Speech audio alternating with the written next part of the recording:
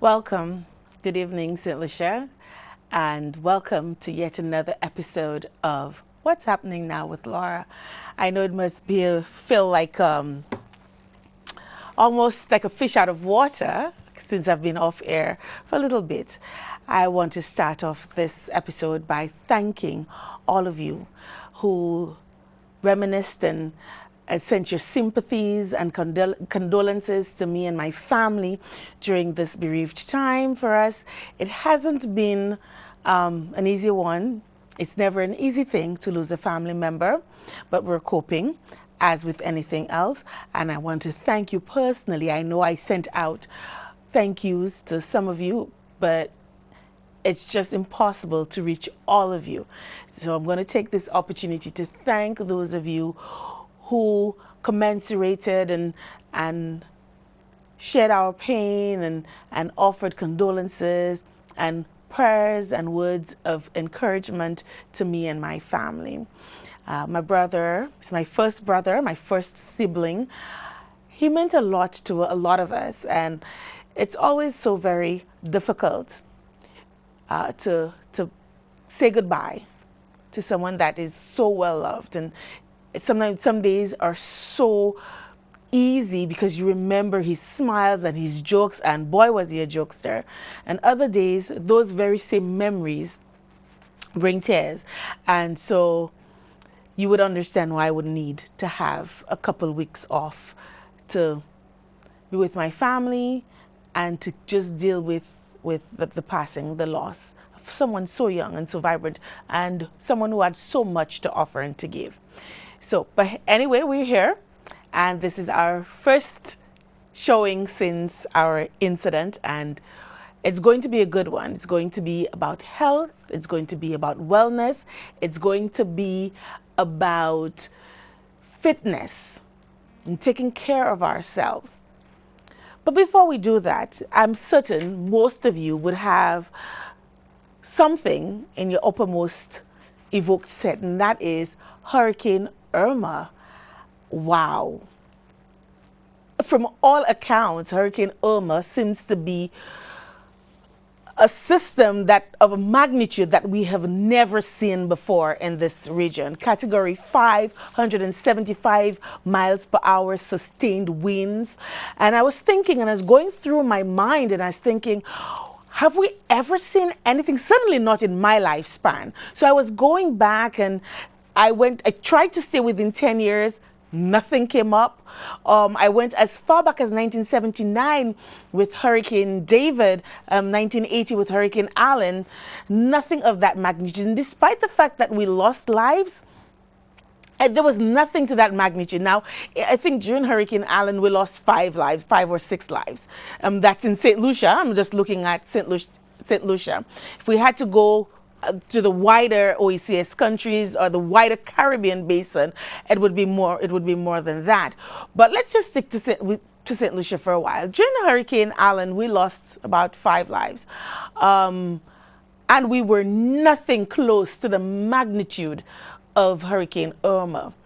Now, in speaking to some people, one of the common threads is that, oh, I'm so grateful, I'm so thankful that it's not hitting us, that we have been spared thus far. We were spared Harvey, and now we're spared Irma, and hopefully we'll be spared Jose, because, you know, it seems to be a love triangle era. It seems that Irma is chasing Harvey, and Jose, you know, not to be left out of things, is chasing Irma, and it's just one melange during the region right now. And it's so confusing because in the beginning of the season, we were told that it was not going to be that busy of a season. Then halfway through, it was changed to, yeah, it's going to be a busy season. And almost instantaneously, we've just been having system after system after system and focusing on one particular geographical area, and that's scary. Now, a lot of you are thinking, oh, St. Lucia has been spared, and that's great for us because we cannot afford a disaster. And while that may be true,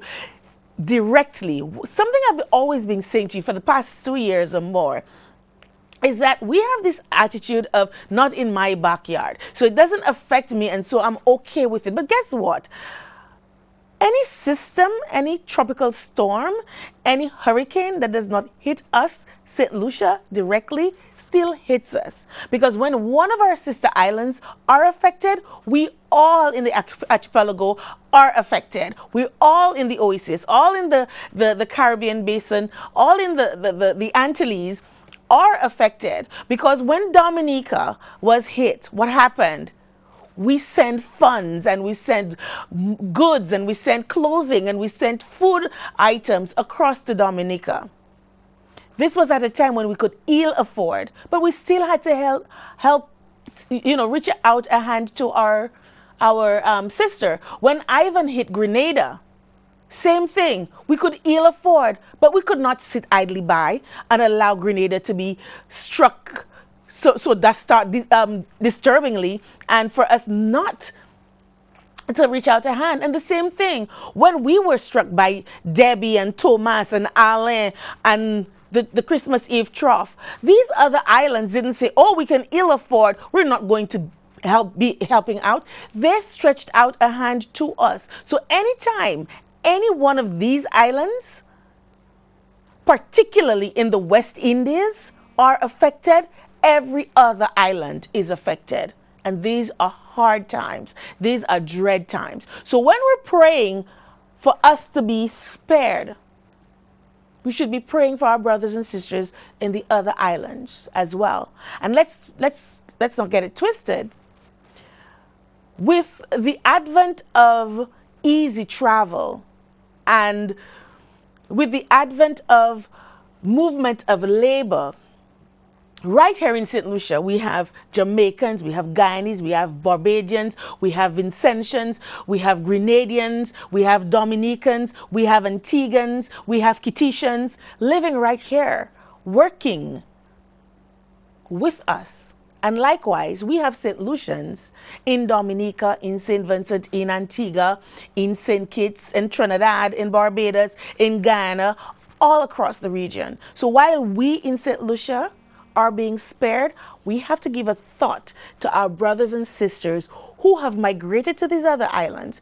And we have to give a thought to our neighbors who are here residing in St. Lucia, who still have ties in these other islands. We are none spared. When one island is hit, all the islands are hit. So let us be a little bit more compassionate and let's not be too quick to be joyful and to celebrate the fact that we have been spared. Today, it will be St. Kitts and Antigua and Dominica and Guadeloupe. And tomorrow, it may be us and the Windward Islands. So we have to be very cognizant of that. And we have to also spare thought to our brothers and sisters, not just our blood brothers and sisters, not just those brothers and sisters who are St. Lucian by birth, but those of us who are our brothers and sisters just by the mere fact that we share the same geographical territory, being the Caribbean. The other thing I wanted to talk to you about, I was very disturbed.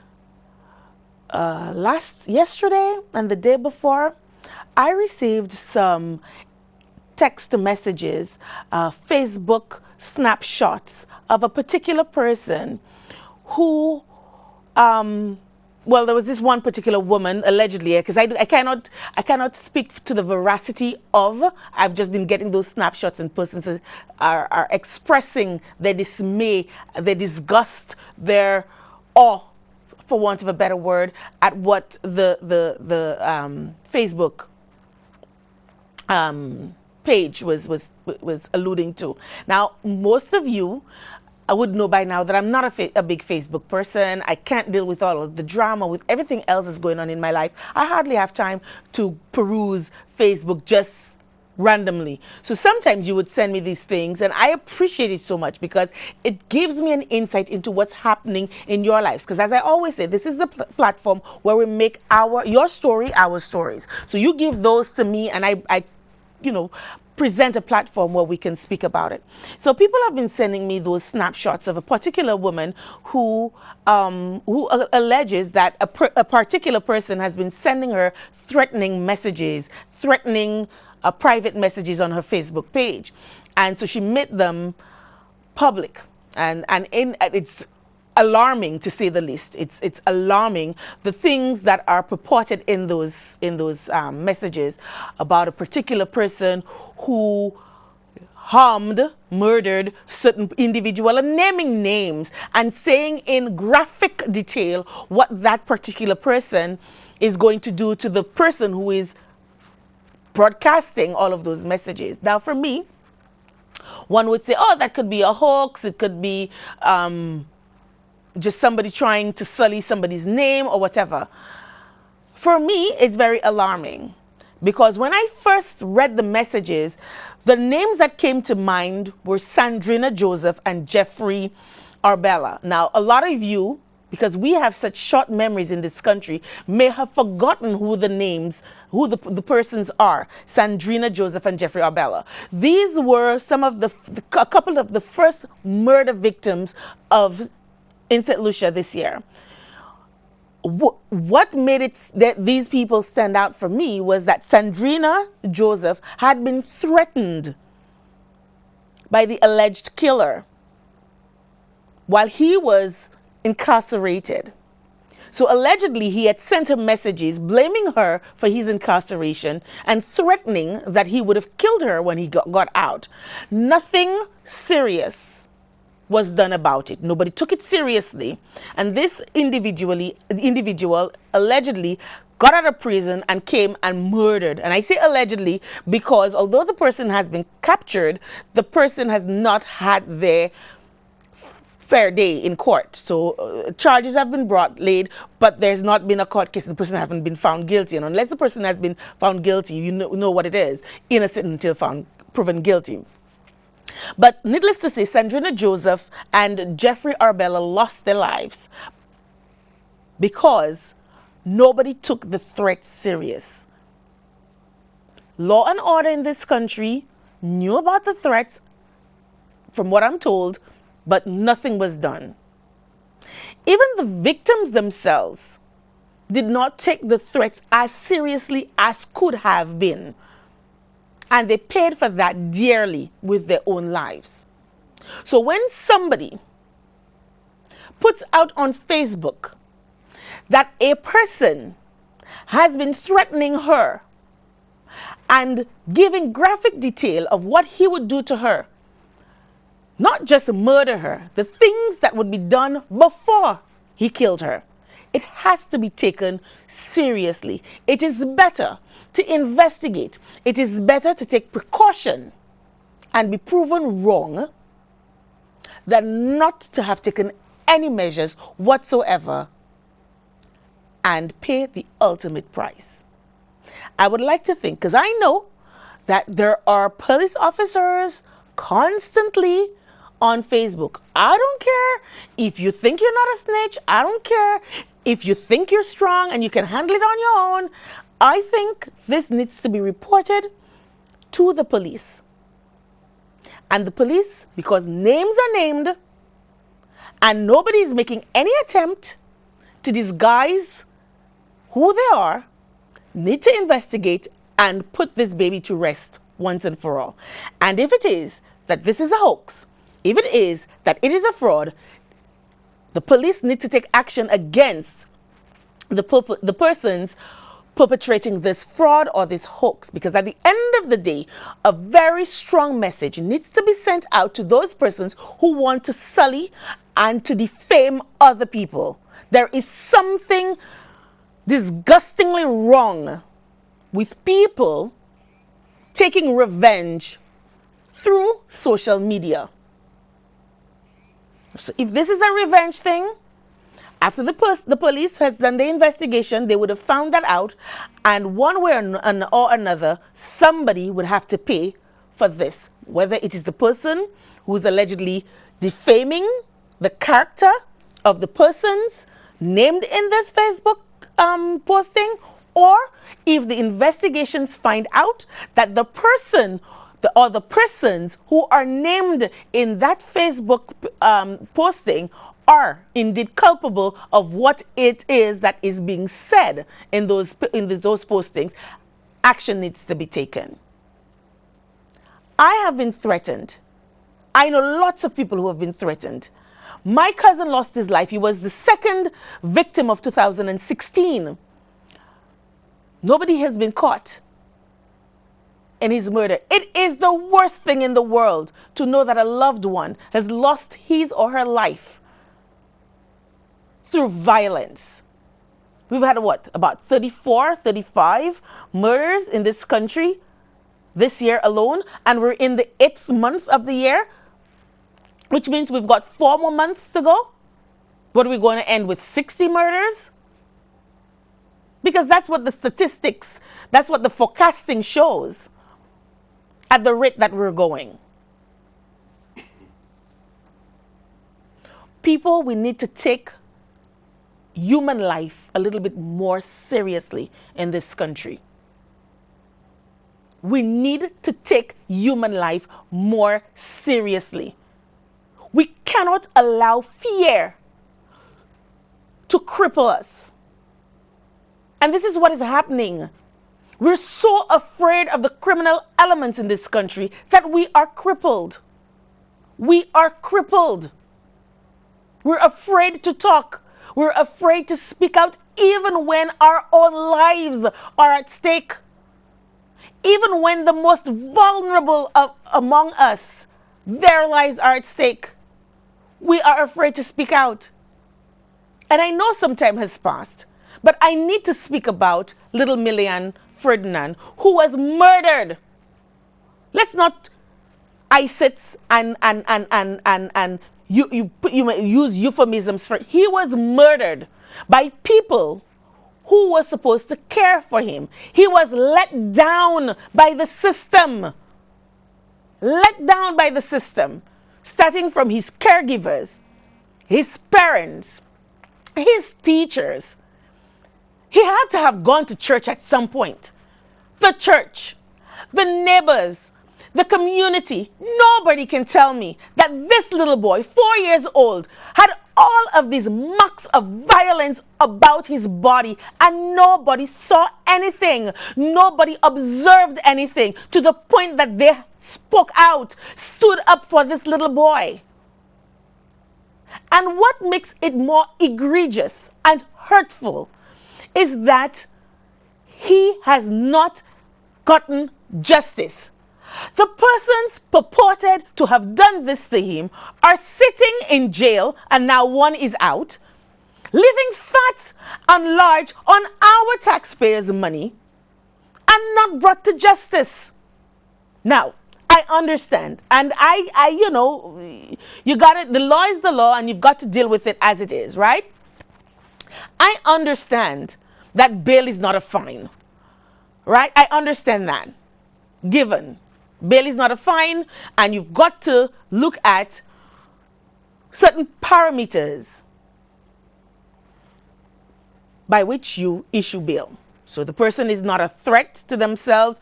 The person is not a threat to the community. The person, I don't know how much more of a threat they can be. They killed a child, allegedly, because they haven't gotten the day in court. They're not a threat to themselves. They're not a threat to the community. They will not abscond. You feel, or a judge feels, confident that they will attend court when the time is due. So you grant them bail. But must we make it so easy for them to make the damned bail? When a man can tell me he can walk into a place, shoot up the place, hurt, possibly maim, and kill 5 people, and he gets off on $5,000 bail, and he's out at large. And at the time that he does it, he was already on bail for another incident and still gets bail for that incident. Something is wrong. Something is wrong. There is a problem with our justice system, and we cannot deny it. We cannot keep putting our heads in the sand, burying it, according to my grandfather, burying our heads in the sand, and expect it's going to be okay. And that this very same justice system that we're not taking to task will work for us when the shoe is on the other foot. It doesn't work that way. If we don't stand up for the likes of Millian Ferdinand, and we don't stand up for the likes of persons who are being threatened, persons like Sandrina Joseph and Jeffrey Arbella, if we don't stand up for them, when the time comes for us, whom do we expect will stand for us? There's something fundamentally wrong with our psyche as a nation. When we feel that fear should be, and I think fear is the biggest culprit of it all, not just the criminals, because the criminals are only getting away with what they're getting away with because of our fear.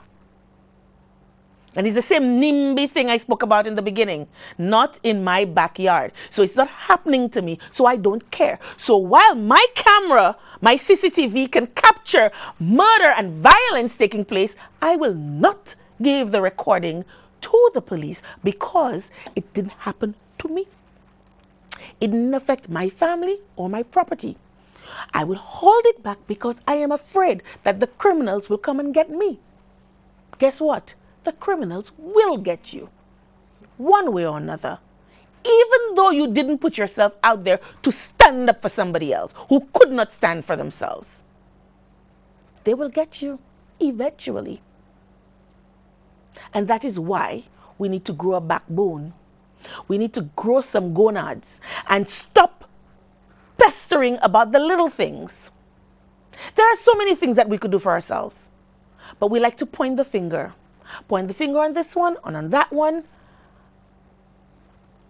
because we do not want to look ourselves in the mirror and to see what our role in the destruction of the fabric of our society is. It's sickening. It's sickening. And I, for one, am getting extremely exhausted because people come to me all the time. They send me messages. They send me letters. Imagine, there are still people out here who still send snail mail. And I get letters from people all the time about people who are trying to defame their character, sully their name, their integrity, just so that they can feel good about themselves. Something is wrong with us. Something is wrong with us. You know? When you, as a person, will come to a mother and try to defame the character and the integrity of her own child, knowing full well you are wrong, something is wrong with you. Something is wrong with you. Instead of building, we're busy destroying. Used to be, there was an old adage, it takes a village to raise a child. Not anymore. That village, instead of raising that child and elevating that child and being proud of that child's successes and their potential, are busy tearing them down. And that is why children like Million can afford to fall through the cracks and nobody will be blamed. Nobody will be paying the ultimate price for his demise. A young life snuffed just like that. So people, I didn't intend to have such a long rant today. My rant was supposed to be very, very short. But some things need to be said. And when it needs to be said, it needs to be dealt with in its entirety and totality before we point the next finger. And I do it all the time to myself. I look at myself literally in the mirror and I say to myself, Laura, what can you do better? How can you help your nation more? How could you help those around you, especially the young ones? How can they benefit from your successes and your failures? Because failures are not just negatives that have just happened. They are lessons on how not to do something.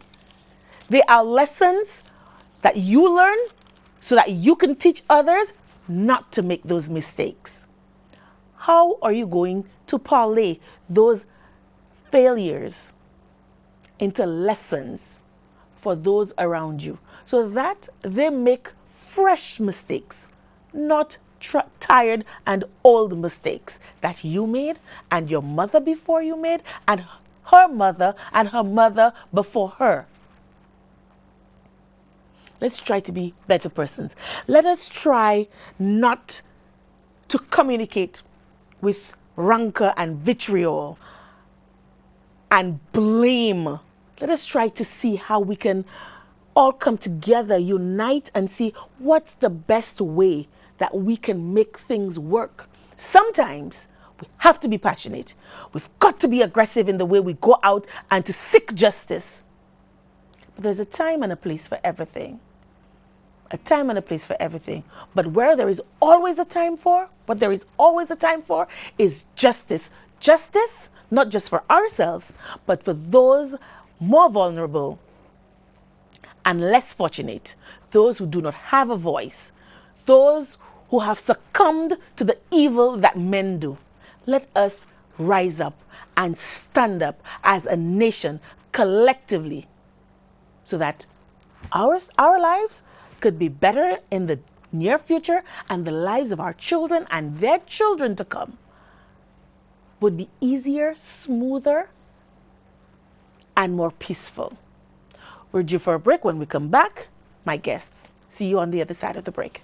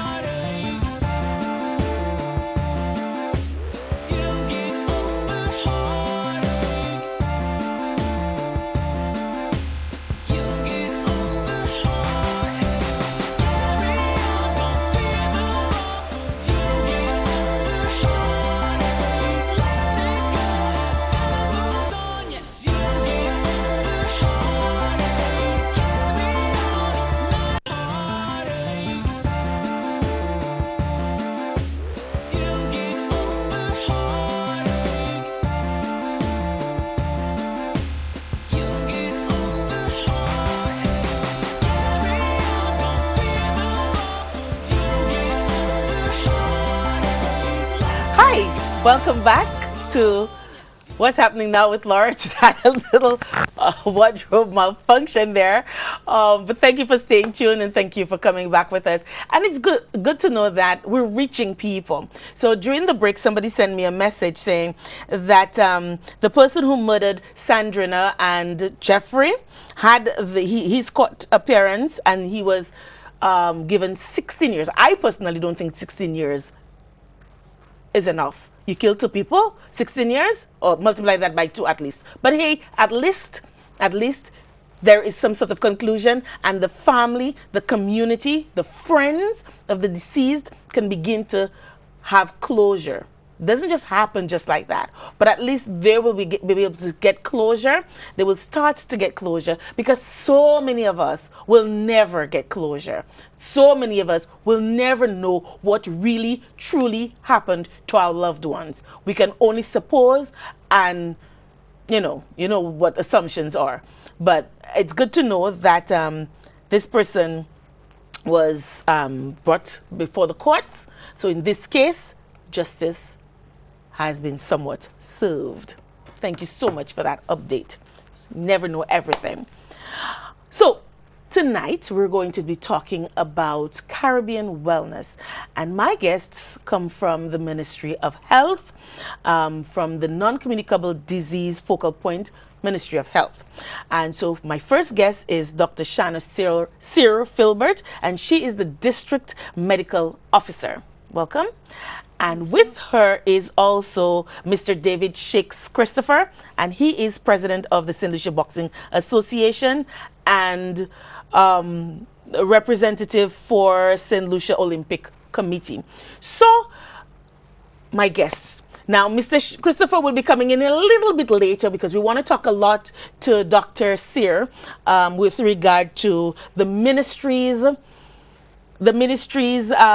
focus on Caribbean Wellness this year. As we know, Caribbean Wellness Day is usually the second Saturday in the month of September, which this year is going to fall on the 9th. And so she's with us, and she's going to be telling us a little bit more about what Caribbean Wellness is all about and what are some of the activities and what some of the focal points for this year's commemoration. Welcome.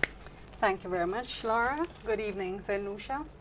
So Caribbean Wellness Day is actually a day that was inaugurated in September 2008. It came about because the ministers from the different Caribbean countries came together in Port of Spain in 2007, in September 2007.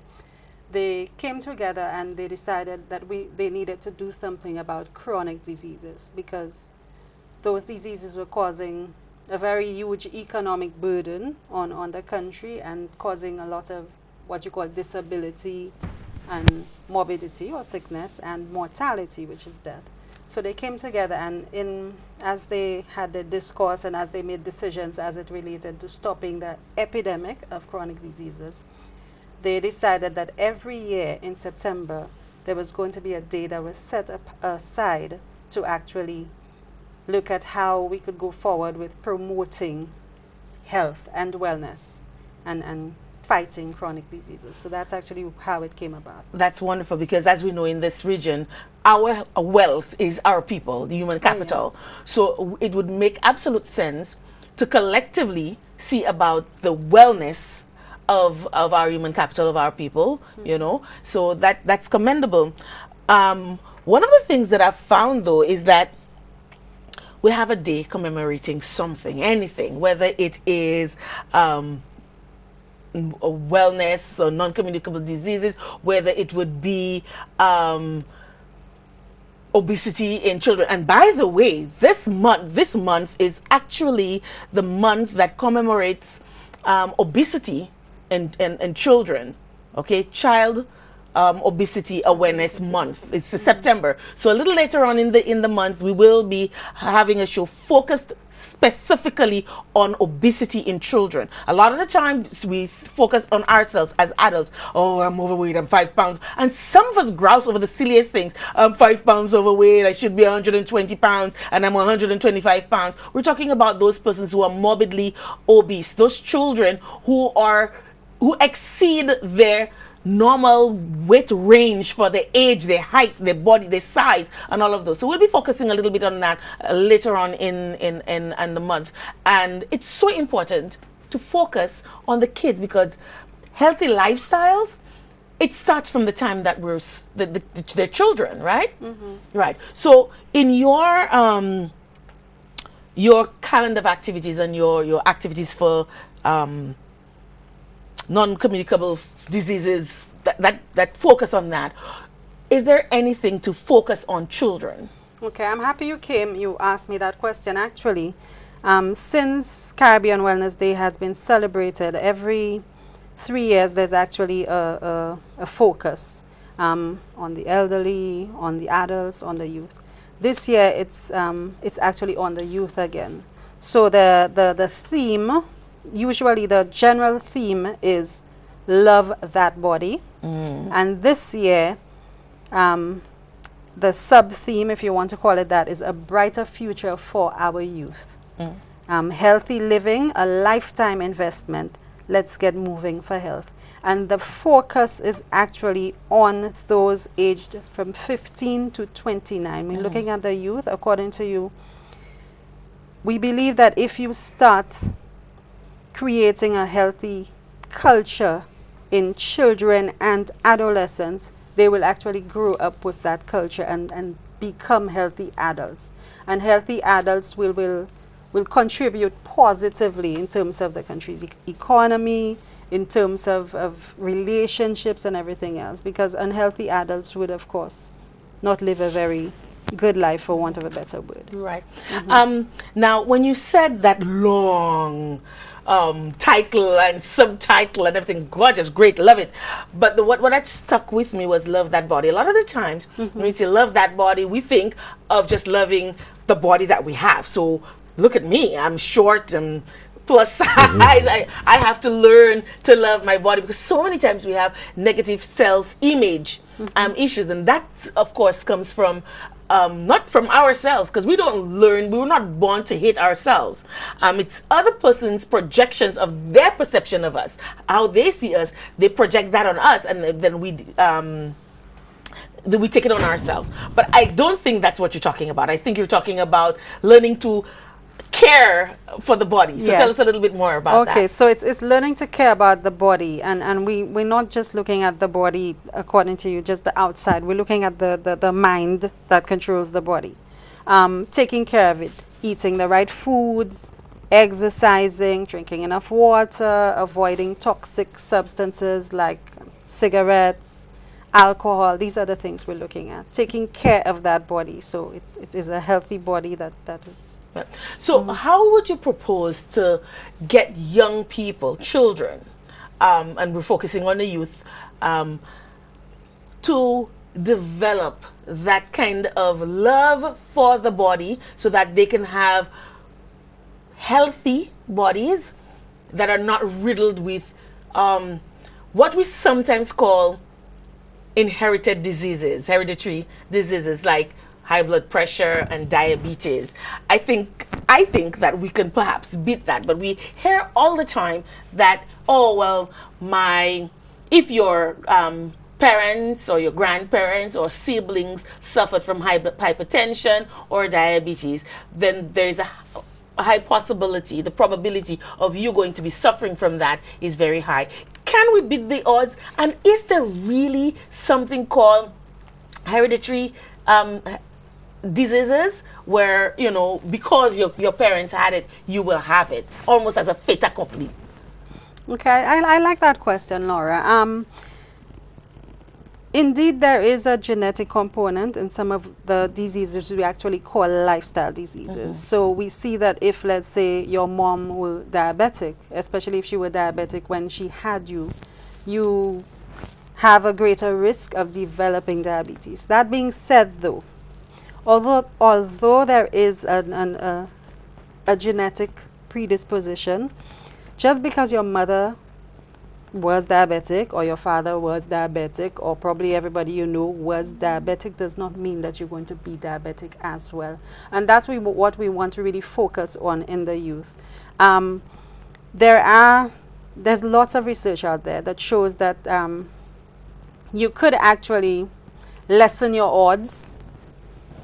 I won't say eliminate your odds, but you could lessen your odds significantly. So we look at the risk factors for diseases like high blood pressure and diabetes. Being overweight is one of the most significant risk factors. So especially if children are taught from a very young age to be physically active, to not eat as much and so on. If just the weights and the physical, watching their weights and the physical activity, that alone would help curb their whole predisposition to becoming diabetic just because mommy or daddy was. Because I read some research on, well, there was one lecturer, expert, saying that the reason why we say inherited diseases is because we learn our eating habits from our parents. Very good. So our parents ate a certain way. So when they have children, they will feed their children those same foods that they ate. And they learned that from their parents, and their parents learned it. So, and when these kids grow up, when these children grow up, they're going to have children, and they're going to pass on those generational curses, as we say. Traditions. Right. Now, there's another side to it, which says no, that our bodies react to certain foods differently. So my body would react to proteins and use up proteins in a certain way that perhaps somebody else is. Now, I tested it for myself. So I'm caught in the middle because I want to believe that we learn our eating habits, and because of that, we are predisposed to certain illnesses. Because if you're not eating the same things that I'm eating, then you won't be getting the same nutritional value from the things that I'm eating, and I won't get the same nutritional value from the things that you're eating. So maybe I may be eating a lot of fatty foods and whatnot. So you have eliminated that almost completely from your diet. So obviously, You won't have like heart conditions and stuff like that. However, if it is that, for instance, when I lived in Canada, I ate very little carbs. My main thing was proteins and vegetables. I ate a lot of high fiber foods because it's the environment, again, I was exposed to, and it was cheaper. It was more accessible to me, and so I ate a lot more high fiber foods and a lot more protein. But when I'm in St. Lucia, we eat a lot more carbs. Everything, we eat breadfruits and dashing and yams, and we say, oh yes, bon manger, to give you sustain, you know. But at the same time, these are killing us because it's high starchy foods. How do you balance all of that information overload and know exactly what is what? Okay, but I like the points you're making. Really and truly, what I did want to ask you though, when you were in Canada and you were eating high fiber foods, were you actually slimmer? Oh yeah. Okay, thank you. So that's the more information I really want the public to get, because sometimes I think we have this culture where we actually believe that it's just, you don't have a choice. You just go with the flow. Yeah, or they tell you, oh, you're big boned. I don't understand that, because when I see a skeleton, I can't tell if that person was big or small. Yeah. They tell you you're just big boned. But I also recognize that because when I started shedding weight, a friend of mine, she tried the same thing but had difficulty shedding weight, and we were eating exactly the same things, but I was shedding just like that and she was having difficulty. So that's why I tend to want to believe the postulation that yeah, you have the genetic disposition because of, but also there is merit in saying that the foods you eat foods that your body, you know, kind of know your body and know what foods to eat for your body type. Does that make sense?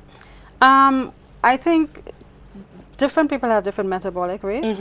So some people would probably be able to eat less and, like you said, would shed the pounds. The other person probably has a lower metabolic rate, so wouldn't shed the pounds as well. That person will probably need to do some more exercise compared to you, that kind of thing. So according to you, you do need to know your body. It's not just dieting or watching what you eat. You need to exercise as well. One of the problems we have, especially with our children, like you were saying, we load up the carbs. It's something I always say to my patients. When your grandmother was growing up, she probably walked from Labrie to Vieux-Fort. Correct me if I'm wrong. So if she had half a breadfruit in the morning, she would burn that half breadfruit by probably 11 o'clock because she would have been a lot more physically active. How many of us walk from Labrie to Vieux-Fort? Really? But yet we would sit down, we would eat that half a breadfruit or its equivalent in pasta or rice or whatever, add on to that the grape juice or the apple juice or the soft drink, load up on and by mid-morning probably we feel peckish again. You understand how I'm going with this? So right now we're eating a lot more than we should because everything is mega and it's big and it's probably cheaper than we can afford it, but we're putting a lot of energy in, but we're not expending it. We're not getting it out. So if we're putting it in and not getting it out, it's going to stay in and we're going to swell and we're going to get sick. Now, that's one of the problems with the children. And you were saying, what do we plan to do? I think one of the vital things is to educate the parents in terms of diet and physical activity for the children, and also to educate, well, for the educators to be educated so that they could educate. I don't know if that's a lot said. A lot of education going on. A lot of education, because I'll be honest with you, I have a 7-year-old. And at school, at preschool, he was taught, no juice, you drink water at school. My 7-year-old is now in grade 2. He's not fussy about juice because he was taught at preschool that it was water and fruit. And I'm saying this to say that these things, we need to create a culture for health, and I think we can do it. All of us need to be on board. The average child... Now, it's amazing that you say that, because in my other life, I'm a marketer. And one of the things that we do when we have products is we tend to always have an element marketing to children. Because they are the true decision makers in the home when it comes to food. are. Have you ever had a child come to you and say, I want this? And then they'll tell you, I want this because teacher says this is good. And no matter what mommy and daddy says, no, because teacher has the role of educator and mommy and daddy have the roles of lovers. You know, they have to love you and provide for you, but teacher knows best when it comes to education. So teacher says this, and I remember my sister, she's in her 30s now, but Nido, when Nido came out, Nido had this ad, I want my Nido. And she was so precocious, and she said to my mom, she didn't want evaporated milk anymore, which is what we grew up on. We all drank evaporated milk. Up to this day, I don't fuss over powdered milk unless it's to just eat it in its powdered form. And she said to my mom, I want my Nido. And she did not want evaporated milk. And she was so persistent and so pesky. My mom had to get her that Nido because of it was geared towards. So if we can use that, and it works, and we know it works because all of the experts in the field tells us it works. It has been tested and tried. Why aren't we using that more? Why aren't we collaborating health with education so that we can get the children from kindergarten or even younger? Preschool. Well, I say kindergarten because preschool is not, or I don't know if it is yet, and if I'm missing something, yet under the ambit of the Ministry of Education. So you sometimes miss, you know, the preschoolers, but you get them at kindergarten when it is almost too late, because the experts will tell you at 3 years a child has already determined their personality. So you're getting them 2 years later, and you're trying to, it's not a lot of work, but it's better to catch them 2 years later than 20 years later. So when are we going to see that kind of collaboration between health and education in our education system? Because when I grew up, we didn't have physical education. We didn't even have a field. I remember the field we had, our playground was all rocks, and if you fell, you hurt your I remember how many times I twisted my ankle just running around, because kids will run during break time and lunchtime and hurt my ankle. And when we had physical education, what we call physical education, you're in a circle doing little jumping jacks and whatever, and you hurt yourself and you have to sit it out because we don't have a proper playing field.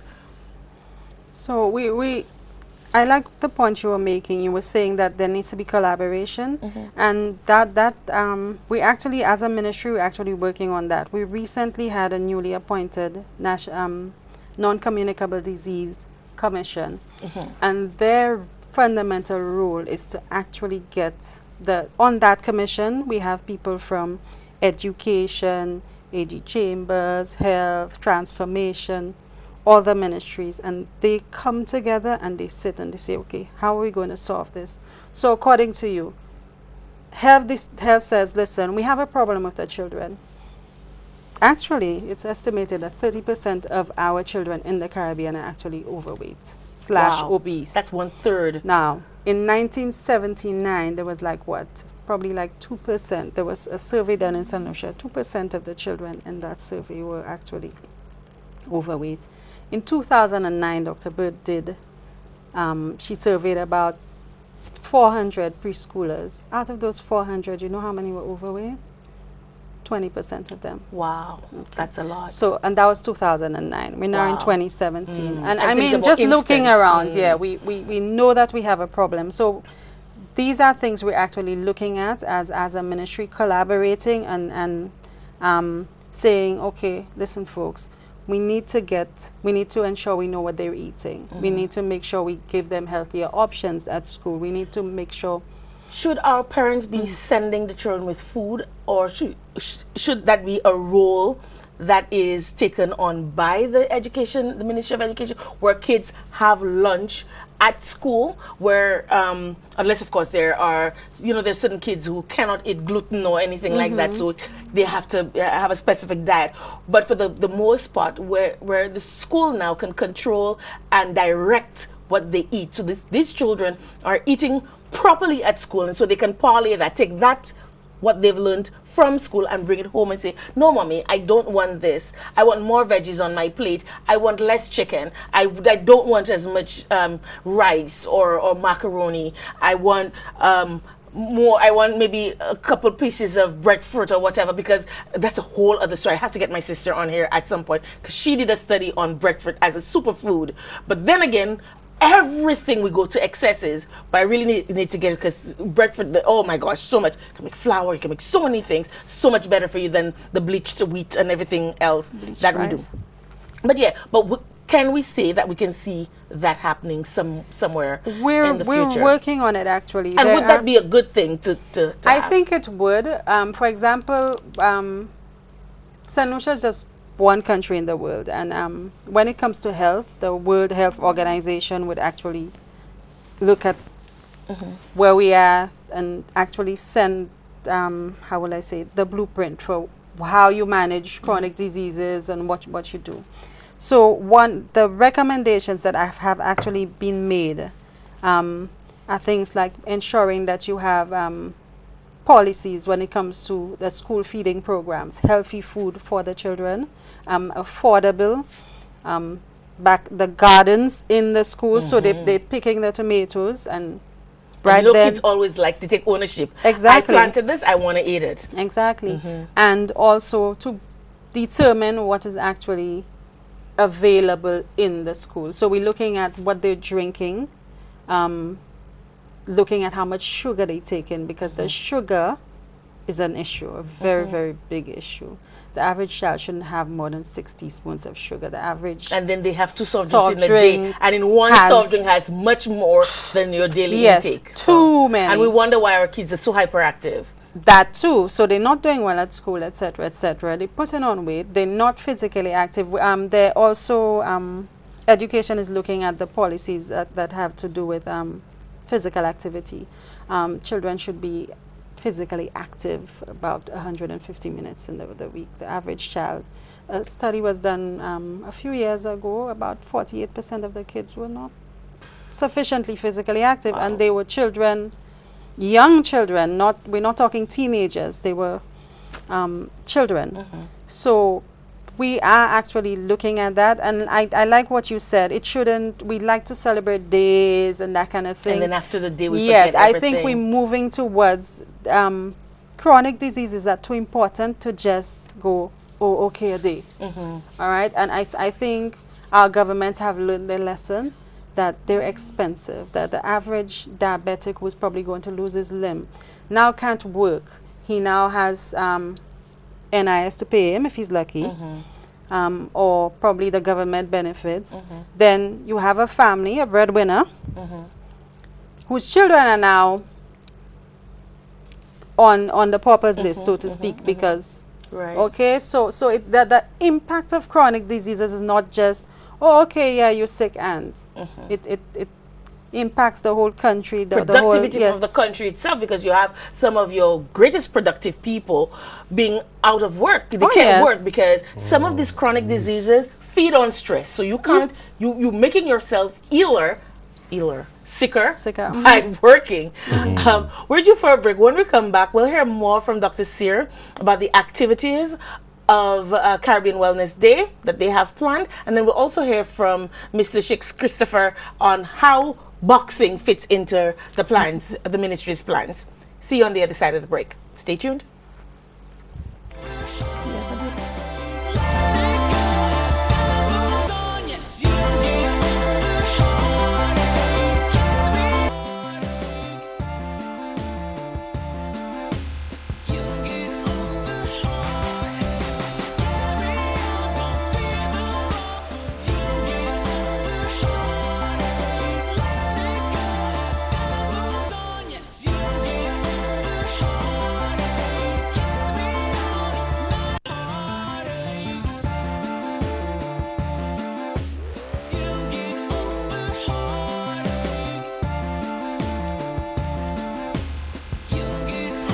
Welcome back to What's Happening Now with Laura and my guests, Dr. Sir and Mr. David Chicks Christopher. Before the break, we were talking about non-communicable diseases and how much of a stress it is, not just on our bodies and our families and our communities, but the country as a whole and the wider Caribbean region. So we're talking Caribbean Wellness, and Caribbean Wellness Day is observed on the second Saturday in September, and this year it's falling on the 9th of September. So we talked about non-communicable diseases, how we contract them, and how much of an impact they have on our lives, our families, and our communities. Now, talk to us a little bit about what the ministry has planned to observe Caribbean Wellness Day. Okay, so we're actually observing, we're having a big program on the boulevard, William Peter, on the square, sorry, on the 8th of September, which is this coming Friday.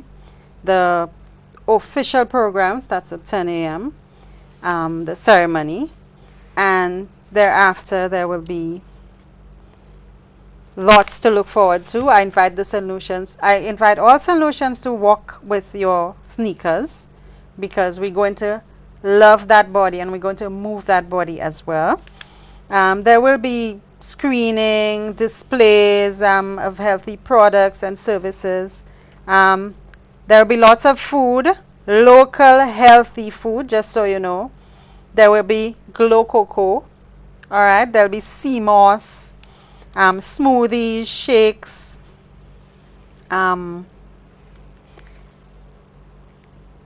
of course we'll have our usual screening, but one of the things we're going to have is this year we're going to do it differently. We're going to actually have some tennis. You're going to get to the people going to be playing tennis. We're going to have some boxing. Ooh. Mr. Shakes will tell you more about that. We have hopscotch, small goals, football. We also going to have some aerobics, soca size. We're going to have some fun on the boulevard. Now, before let's just put a pin there before we go on into all of the physical activities. I'm breaking a sweat already just thinking about the physical activities. When you say that there'll be lots of local foods and we talk about local like juices and stuff, I did a survey years and years and years ago where I tested local juices vis-a-vis the soft drinks, and would you believe our local juices had more sugar? Oh, really? Because we're a nation, we like sweet things, Really? and so we killed the goodness of the fruit juice by adding all of that sugar. And when it is tested, that we tested about 5 sources of local fruit juices, and they had more sugar. 4 out of 5 had more sugar than the soft drink. And that was alarming, because whenever we have all of those walks and whenever we have any of these activities commemorating health, we promote the local juices, but we don't have just the fresh squeezed juice. We always add sugar to the juices, so we're not just depending on the fructose in the juice, in the fruits, to give it the sweetness. We add more of that sucrose, which then elevates the sugar content, and then it defeats the purpose of drinking those local juices. So I just wanted to put it out there. So a lot of the times we say, oh, we go to the restaurants, we say, I only want local juices. You're better off sometimes just drinking a box juice, because you don't know how much sugar. And then we load it up with ice, so we don't taste the sweetness of it. And then we say, oh, it's perfect, it's great. But it's not. So we have to be cognizant of what we're putting into our bodies. I'm guilty of that. I'm a sugar person, 110%. And I'm trying to cut out as much sugar as possible, and we drink our coffee and we drink it sweet, and we drink our tea and we drink it sweet, you know, sweet tea.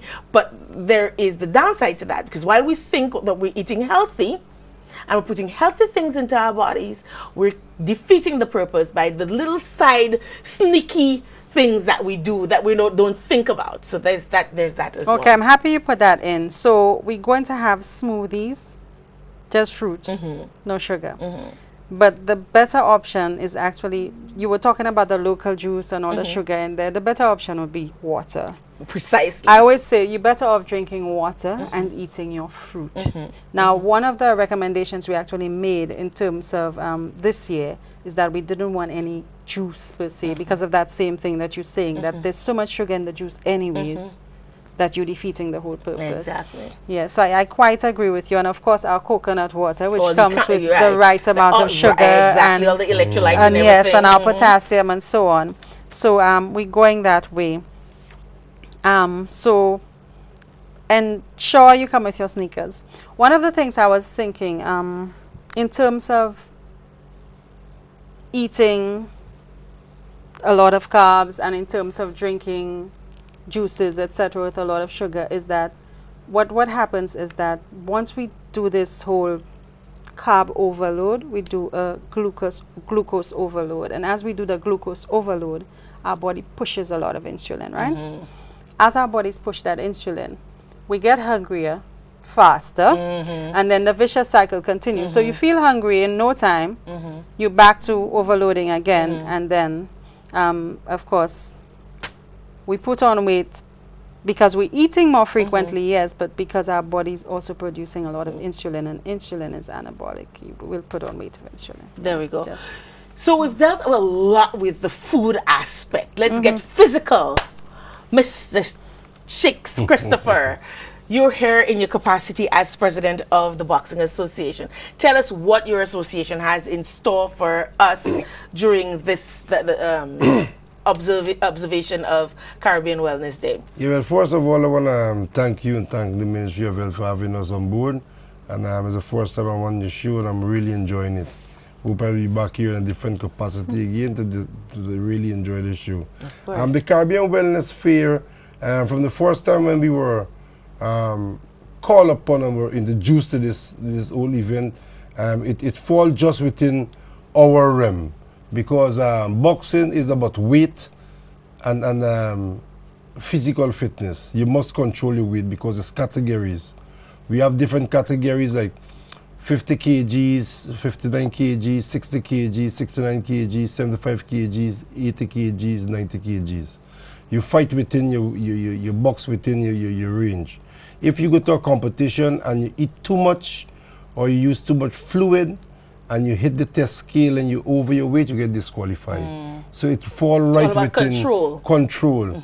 Boxers cannot eat as they feel like other athletes.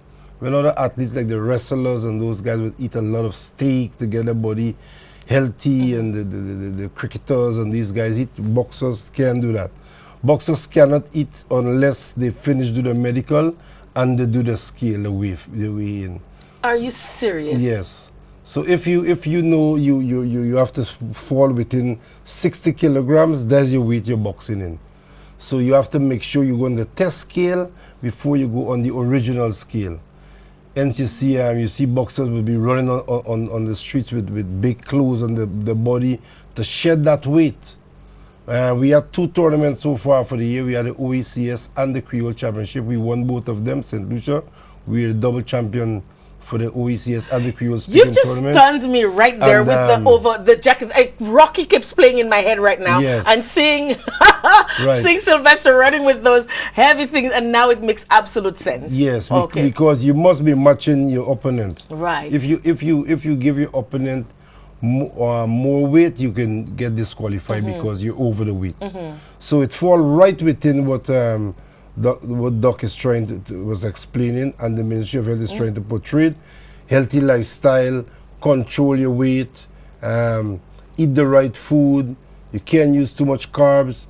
Our coach, probably the next time we may do this again before this event, or even at the event, we will demonstrate to the persons who will be coming around there what boxing is all about. Coach Conrad would watch all the boxers then when they're going on the line and said, you can't eat this, you can't eat that, you can't eat that, because he have all of them in his head. See, well, Lindell cannot eat too much of thing. Nathan Ferrari, you can eat some food. Marvin Anthony, you must not eat this, and because all of them have to fall just within the weight. So boxing was the right sport that they choose to really come and demonstrate what is healthy lifestyle and weight, overweight, and different things like that. We'll be featuring a lot of our national boxers on show come Friday. We just have one of our boxers just get his paperwork sorted out. 3 years now we were trying to really adopt him because his parents is from St. Lucia, but he's one of the best in the UK based. Jacob Gabriel is here right now. We'll be showcasing him and introducing him to the public come Friday. We're really looking forward. They're all training and really excited to really put on a nice show for the Ministry of Health come Friday evening. I don't know if you have heard of Nathan Ferrari, the guy who won 4 gold and 4 silver last year, but still didn't get the young sportsman of the year. He already have 2 gold on his belt already for this year. He's one of the most upcoming and promising boxer in the region. He will be on show also. We have Lyndon Marsley will be on show, Marvin the Artist Anthony. So we'll be featuring some of the top national boxers and boxers who's within the Olympic Committee charter for a marking for 2020 and other Olympics coming up down the line. Let me ask you a question. How expensive is it to get into boxing? Well, it's a very, not too expensive. They call it the roots sport because you find most of the roots people into boxing, because boxing is a gym. It's an atmosphere where you sweat a lot. You have to do a lot of sweating. So it's not an air-conditioned place. We don't use air conditioning in boxing gym. The gears are kind of expensive. The shoes, the protective gear, like the head gears, the body gears for the female, the groin protectors, the mouth guards, the unwraps, because you have to protect your body. It's a protective sport, but then it's a very interesting sport. Now, the reason I ask that is I can totally see boxing not having the elite perceptions that, say, maybe tennis or golf or even basketball has. So you find, because you're talking and you're naming all these names, and I'm seeing Mike Tyson in my head, and he was a street boxer, and somebody's son had, the potential in him, and today he is arguably one of the greatest boxers ever lived. Yes. And you have a lot more of big time boxers who started off like that. So I'm thinking not just it is for a sport for physical fitness, but a sport that can get the inner city youth to get into the sport, to get them to do something, to burn that excess energy that they have already, that they have no way of putting it out there. They have no way of burning that energy, and they get themselves in trouble because there are so little resources get towards them. So I kind of like that. You could have said better. You're visionary, because you just look down into the crystal ball and you see everything that will really transpire within our world of sport. Right now we have 14 boxers out of the BTC, the Boys Training Center. Wow. That's into our program. But we never hear of that. We'll be featuring some of them come Friday also. They just won 7 of them represent the country, the Creole, and they get 7 silver. Wow. First time that the Boys Training Center send these guys out, and I must say kudos to Mr. Sonson. He's the one who's really running that program up there, and they have them into the boxing program, and it's helping rehabbing them. The security at the center were saying to me during the tournament that since these guys is in the boxing program, the discipline and the whole outwardness and the way how they carry themselves now is different.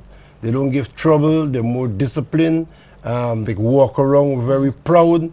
As boxers, they always have on the hand wrap, and it's helping them to rehab. And it's what Doc was saying earlier in the program, where it's mental. You're loving that body, loving health. It's mental. It starts in your head. Definitely. So if you can conceive it, and then you get somebody to take that interest and you manifest it, it's a total package. So mentally you're healthy, and once your mental capacity is healthy, it stands to reason that the body will follow. Because you're doing the things that, the right things that would help you. So I kind of like that. And maybe they need to bring in BTC to highlight and to showcase the boys that have been doing good stuff. They'll be doing good stuff, and I think a few of them will get into the time reduced because of the way they're behaving themselves right now.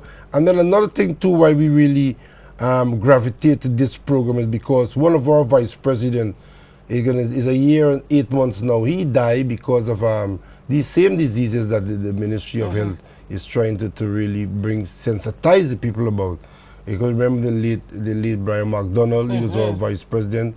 He had a heart problem, and because of his weight and different things, he collapsed in Vieux Fort while we were on duty promoting sports, and he passed away. And then we have another guy who passed away a year after, Kenrick Baptist. He had the same blood pressure and hypertension and diabetes and latest kidney fail and everything like that. So we're very sensitive towards anything that the Ministry of Health and Sports is, because we went through it as a part of our family, fall to that, and we're trying to see how much as we can go out and teach people about it, and really be advocate and be preachers for the Ministry of Health, that we could go out and say it as a sporting organization and a national federation that you must exercise, you must do this, you must do that. Even myself, I do in a program right now where I try at least 2-3 times a week to really get my exercise going, even though I'm busy because I do in sports administration. I'm still a taxi driver, still have my own life, so I still make some time to at least to get myself energized. I like the fact that you touched on that. Doc, how much activity must we get, physical activity, as healthy persons, just trying to maintain, not trying to be, you know, a Rick Wayne and have and to have six packs and to be bodybuilders and fitness gurus and all of that. How much? Because I have recently gone back into because I had an issue with my back, so now I've gotten the go-ahead so I can do the little workout and stuff. But I think it's important that regardless of the size that you are, a lot of people think that they're healthier than me because I'm plus size and they're skinny, and there's something called skinny fat, the fat that you don't see on the outside and it's on the inside. So how much activity, physical activity, must we engage in a week to just maintain healthy living? Okay, I want to answer the question you asked, but the question you didn't ask as well. Okay, so the recommended number of minutes would be 150 minutes. So we're talking 30 minutes, 5 days a week, if you could get that in. It's physical activity. So you could get probably like just some brisk walking.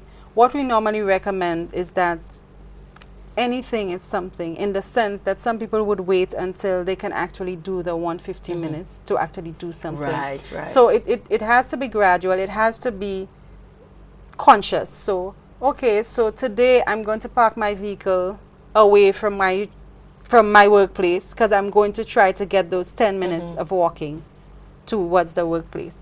And I'm probably going to take the steps instead of taking the elevator. Things like that. You consciously ensure that you get your minutes I'm one of of those physical persons. activity. I'm a culprit.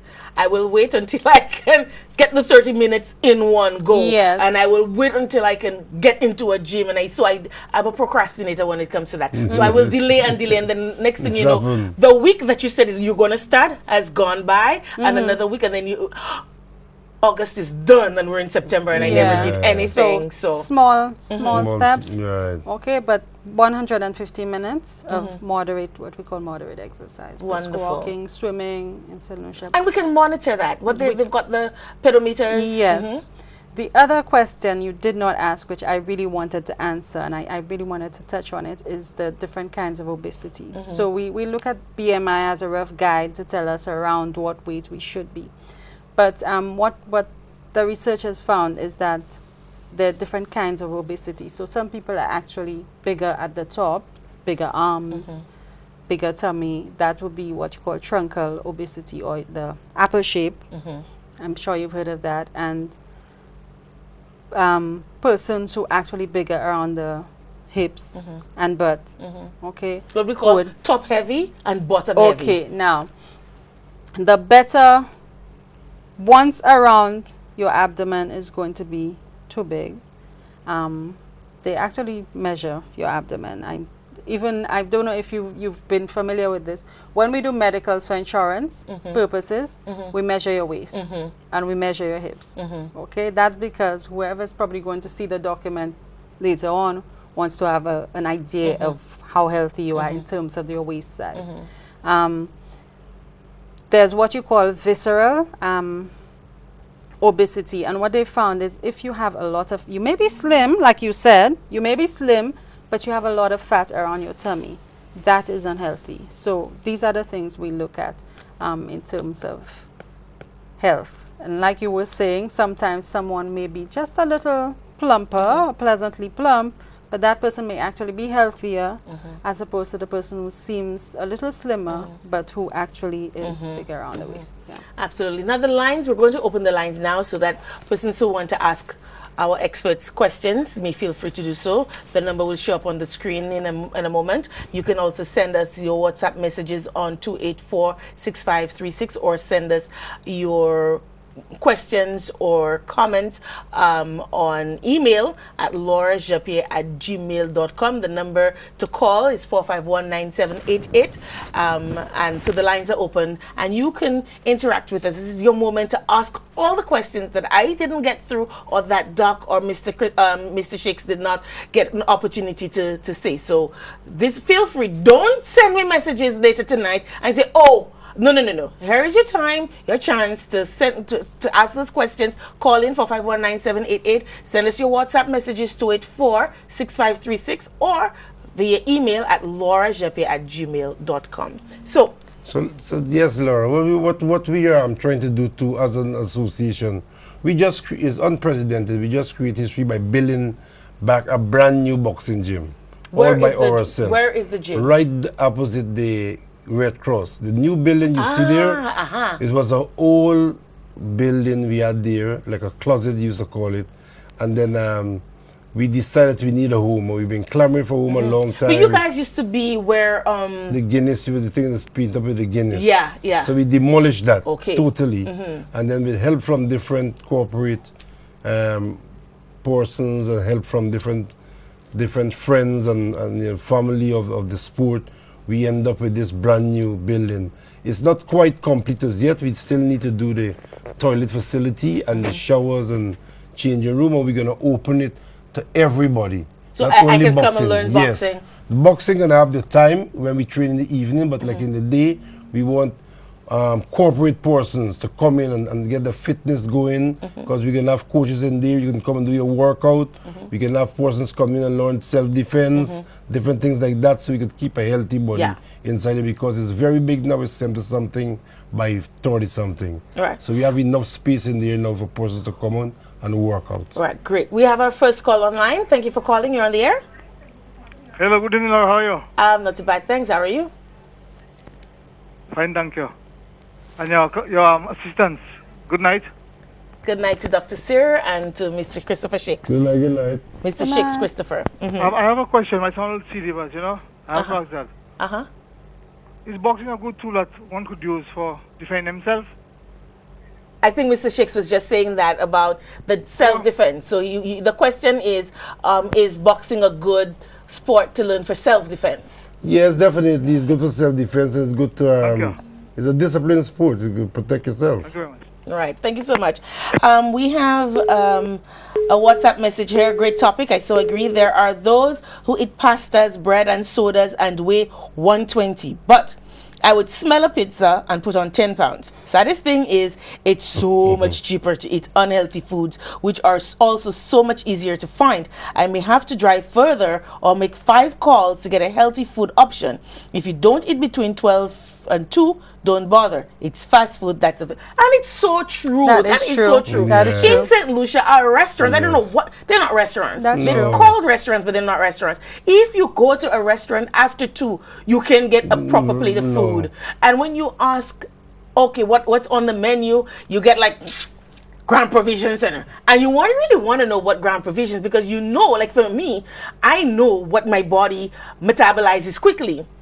And that's for me is the biggest thing, because otherwise I'll just be that thing would just be sitting on there. I'll have kids in the next millennium and it would still be sitting in there. So it's very important. And then you ask, can I get more veggies? And they look at you like, whatever. And you get this little spit of vegetables on your plate. And you wonder, do you even know what the proper portions for food is? You're in the food business, you understand? So it's really, really crazy. We have another one here.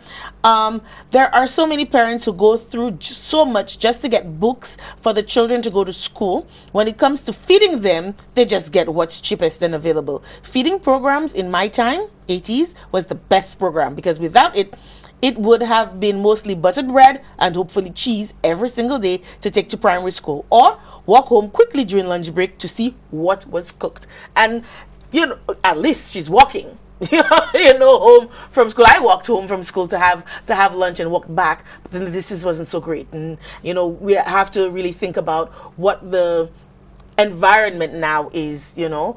But it's true. I think what you were saying earlier about the vegetable garden in school is so vitally important. I remember in secondary school when I did agriculture, I hate soil because I don't like earthworms. And the healthiest soils, the most nutritional soils have earthworms. So for the aeration. So once you see earthworms in soil, you know, oh, the farmers are, and I hate earthworms with a passion. See me climb a tree and I can't climb trees. It's just put an earthworm near my foot and I will climb the closest tree.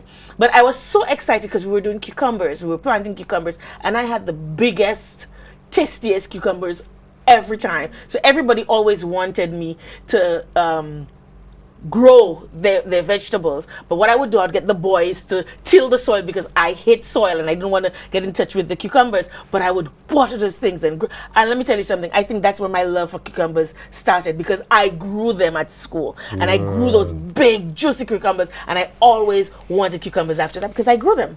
So I have a love for, and I hated any vegetable that was green. So that was, my parents loved that. I could eat cucumbers, right? So when you take ownership of what you're growing at school, the kids now, they will eat it because that's what they grew. And then they will go home and say, Mommy, you know, I want tomatoes, I want cucumbers, I want lettuce. I hated lettuce until my mom started growing lettuce. And it was so, because I always found lettuce was bitter. But because we grew it on our land and soil in our yard, I wanted lettuce all the time. And that was, you know, for me, that's how I started eating vegetables. I think it's awesome, you know, that we do that. So, but back to you and the physical. So I can learn boxing. Yeah, you can learn boxing. The coach always work with workers from the different offices close by. They always come and do their workout. So we open by the next month or so. We can have that place commission and we can start really work with persons, work with different, even we try to work with the Ministry of Health. So they might need persons that need to send to get exercise. And if you can establish a partnership where they can be sending persons to the gym probably to do certain workout and certain rehab and certain things like that, because we really want to make that building the people's building, because a lot of people donate to that building and it was a collective.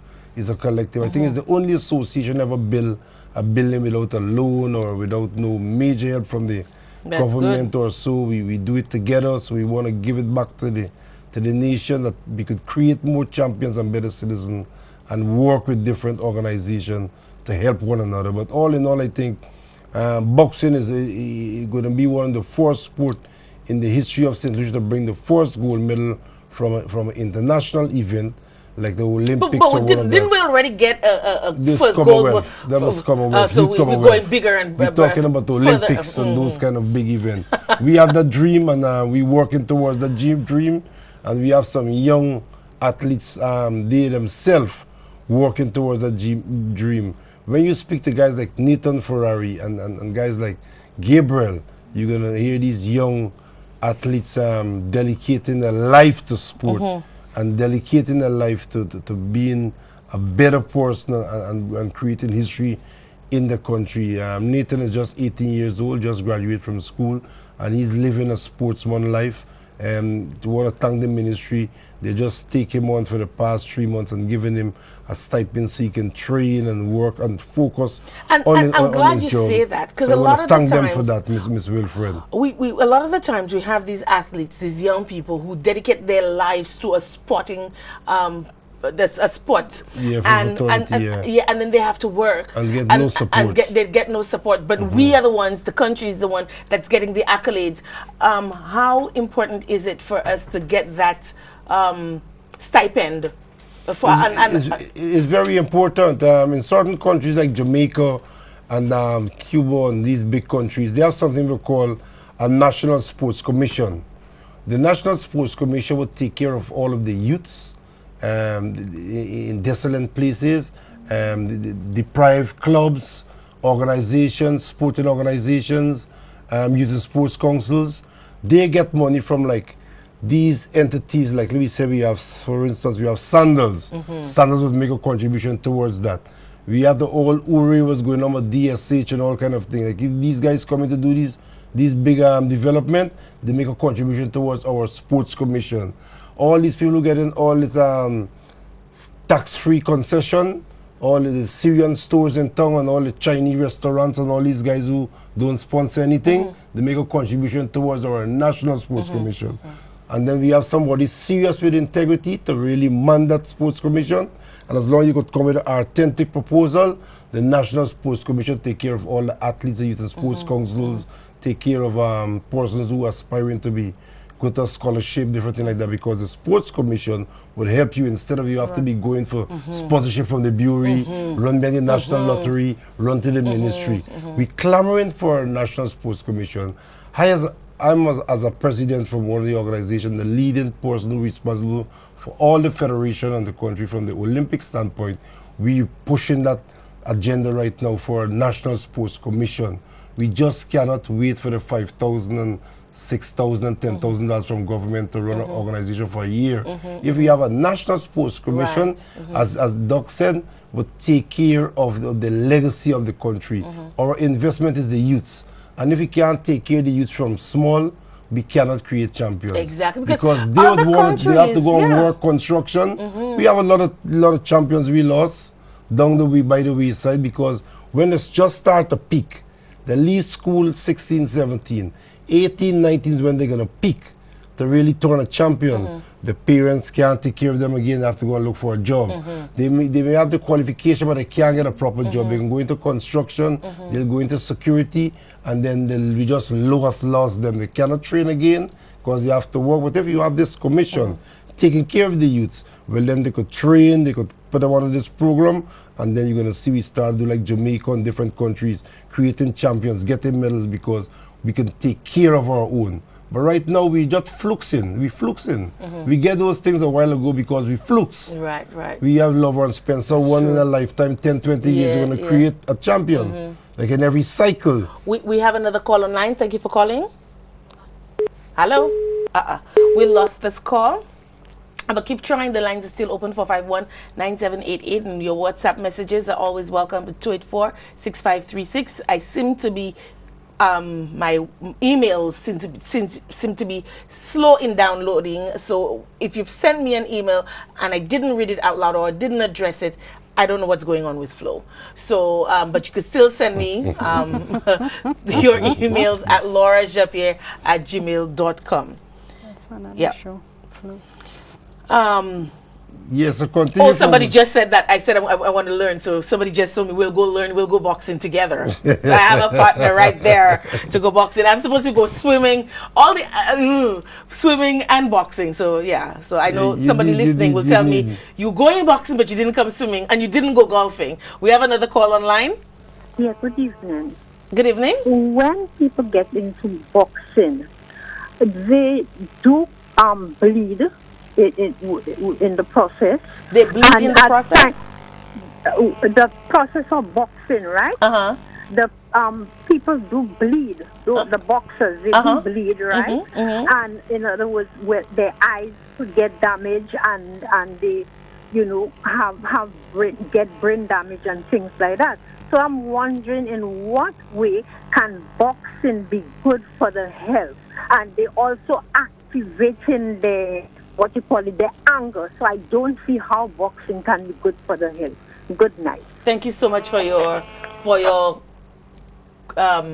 contribution. I was a Yeah. little okay. So she's saying that, and it's true. You get licks in the boxing. I mean, you get punches. Oh. You get you know, It's possible. it's different kind of So we'll talk boxing. about it in a little bit. But we have another call. We want to take that call before we end.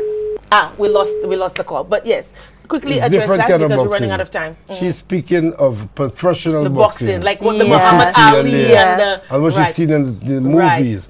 But what we're speaking about is protective boxing. What we call Because we did talk about the Ubu boxing, protective gear. Protective gear. We have another call. This should be our last call for the evening. Good evening. You're on the air. Yeah, this gentleman is interested in this call.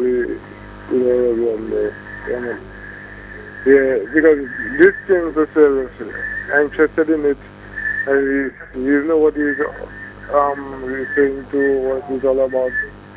Yeah, Okay, so you're interested in boxing.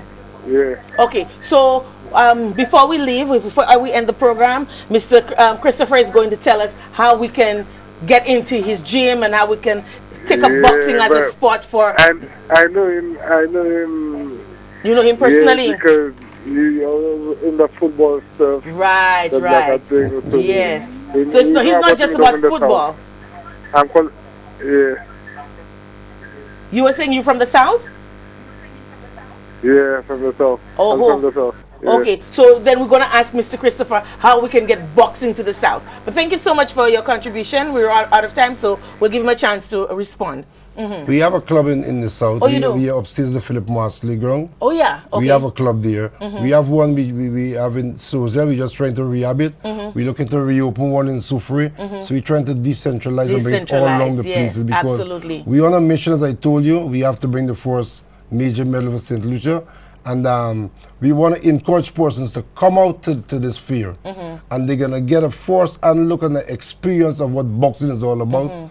And we want them to come and support this fair, get yourself tested, and come and meet some of the future champions of St. Lucia. Yeah, but quickly, we're running out of time. I'm going to steal 2 minutes for each of you. About it's very important, the caller, because I don't want persons out there thinking, oh, I was interested in boxing, but now she's put this in my head. I'm going to get brain damage, and I'm going to get hurt, and I'm going to get cuts and bruises. So you're saying that there are different categories of boxing, and that the boxing she's talking about is the professional boxing, like that of Muhammad Ali and Mike Tyson and Fairweather, whatever his name is, the guy who just won the big boxing match a couple weeks ago. Yes, and then again, yes, she's speaking about professional boxing. Then again, with boxing, the realms of boxing, you must do medical. A doctor must be at the ringside before the boxing could start, and the boxer and the boxers always being protected by the doctor. You have ringside doctors. We just try to certify a few of them presently right now, and if you get hit and the referee, they have the referee inside here to protect you. Give you a standing 8 count, you see the stopping and give you a standing 8 count. And if you're in a standing 8 count and you can't go again, the doctor will intercept and stop and protect you. So it's not fighting so you get damaged. You cannot get damaged in boxing because you have the referee to protect you, you have the judges to protect you, and you have the doctors. And you have right all the there. protective And gear. You have protective the gear to helmet, protect which is you. most important Yes. in the type of boxing that you're talking about. Yes. We have the helmet, we have our gloves, we have our body protective gear, especially for the women. female, Right. you have the groin protectors. Right. So you have Wonderful. all your protecting gear. Thank you so much. You've opened up so much more. I'm going to have to have you back just to speak about boxing. I think that's going to be my next project. I said I'm going to try something new something new every month for the balance of the months in the year. So boxing. So the person who sent me the WhatsApp about boxing, I'll be calling you. Yeah, I'll be calling you. We're going boxing. Now for you, Dr. Sear, last closing thoughts on your Caribbean Wellness Day. I just want to say briefly that prevention is always better than cure. Let's take care of our children. Let's take care of our youth. Let's, as the adults, be examples to them in terms of what we eat, what we do, and remember, health is wealth. Absolutely. I remember using that slogan a few years ago when I was doing Final Fun Walk.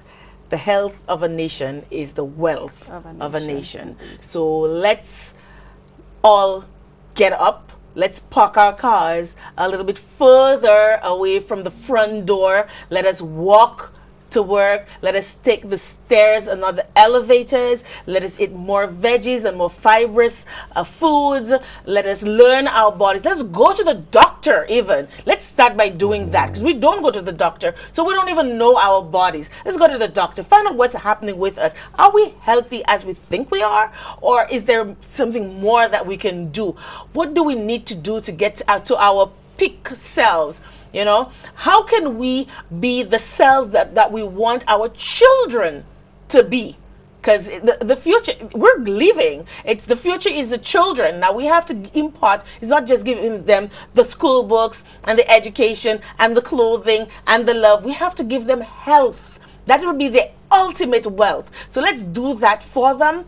Let's put their health first. Let's put our health first so we can put their health first. This is all the time that we have for tonight. This is where we say goodbye, and we will see you certainly, God willing, next week. Bye-bye.